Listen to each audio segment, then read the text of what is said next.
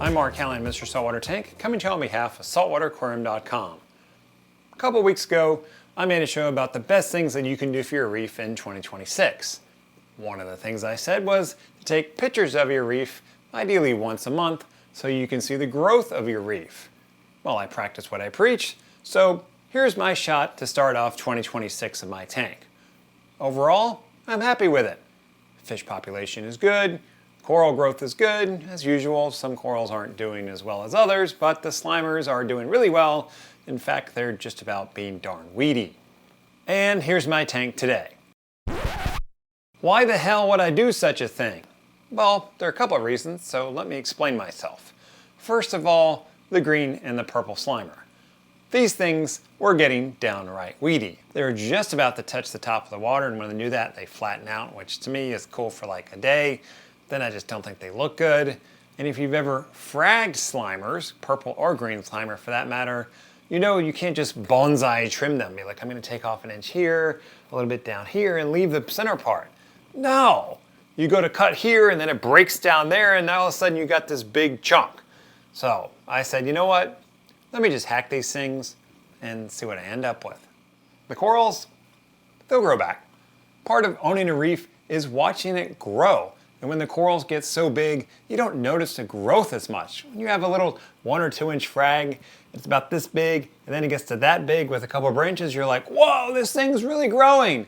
When you have a piece that's this big, and then it gets to this big, you don't really notice it. So by hacking down a lot of the tank, it lets me restart that, wow, this coral is really growing cycle. I wanted to get light to some corals that were getting shaded.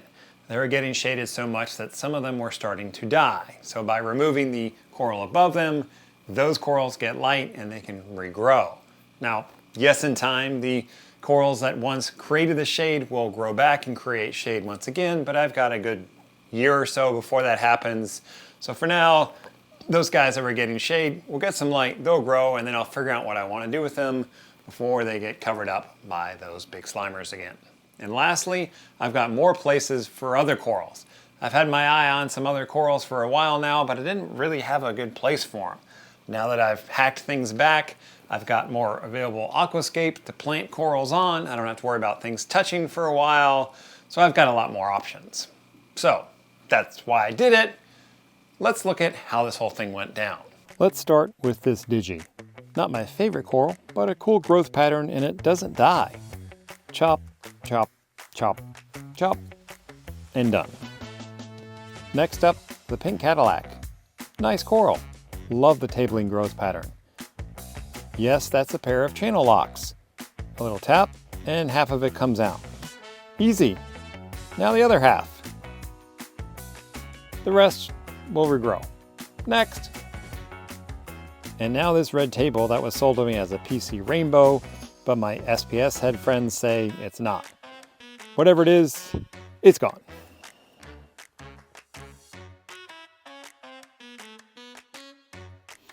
Next up, the California tort. Thick growth pattern on this one, so attempting to bonsai frag it didn't work.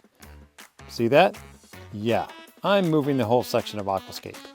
Time to bring in the channel locks and play it safe. Tap tap, and it's free. I'll regrow from this part that I left behind. The Space Invader Pectinio is just sitting on the sandbed, so that's an easy one to remove. I grew this whole thing from a small frag. See ya, I'll start over. Now on to the moment you've all been waiting for, the slimers. The green slimer will go first, at least that's the plan. Fragging channel locks incoming! Well, that's one section of it gone. If I can just wiggle it out in one piece. Now for the rest. Oh, I'd love to get this out in one piece. That's not happening. It's too intertwined with the other corals. Time to take some sizable frags. Let's make some space by removing some purple slimer. Don't mind me, I'm just doing some cutting. Now I can get to the rest of it. Bye-bye. Bye-bye now. Bye-bye. All right, it's purple slimer time. Take off the top part-ish. That actually came out easily. Now for the base. Okay, forget fragging it. Let's just take the whole damn thing. Don't mind me, just cutting some more frags to regrow from. On to the drop-off. Time to trim up these hammers and start over. Out you go, and you too. And while I'm down here, I'll plant back some pieces.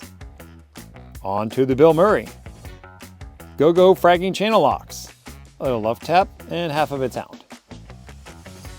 And now the other half.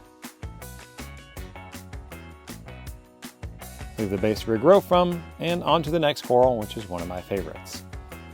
The Montipora undata. Great coral with lots of color, nice growth pattern, and doesn't die. Destruction time.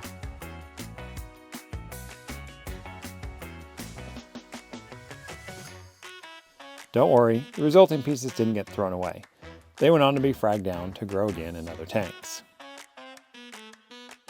I will admit, it's taken a little bit of getting used to look at your tank and go, I remember when I had a Slimer that was that big, and now it's that big. That's all right, it will regrow. Now, some of you are wondering, what's happening in my tank now that all that is gone in terms of biological or chemical? A couple things. First of all, yeah, my alkalinity consumption has dove. Not tons, not as much as I thought. I've only had to adjust my calcium reactor just a little bit. It's not like I took a huge nosedive and I had to turn my reactor or my kalkwasser off. Before, I had my calcium reactor at a very low pH, running wide open. I was dosing 20,000 mils of saturated calc a day, and I was dosing alkalinity. The only thing I've turned off completely is the alkalinity dose, and I've turned up the pH in the calcium reactor about 0.2, so that's slowed it down some, but it's still kicking out a lot of things that the other corals in my tank that are growing now need. So overall, I haven't seen a huge change in terms of chemistry. The biological side, this is where things got thrown in a little bit of a tailspin, which I expected. You take out all that biomass out of your tank, you've interrupted that yin and yang, that chi of your tank. I knew this was happening, and part of it was to say, hey, let's do this, let's see what's gonna go on. Well, first thing that happened was a little bit of a cyano outbreak, and part of that's my fault. I was overfeeding.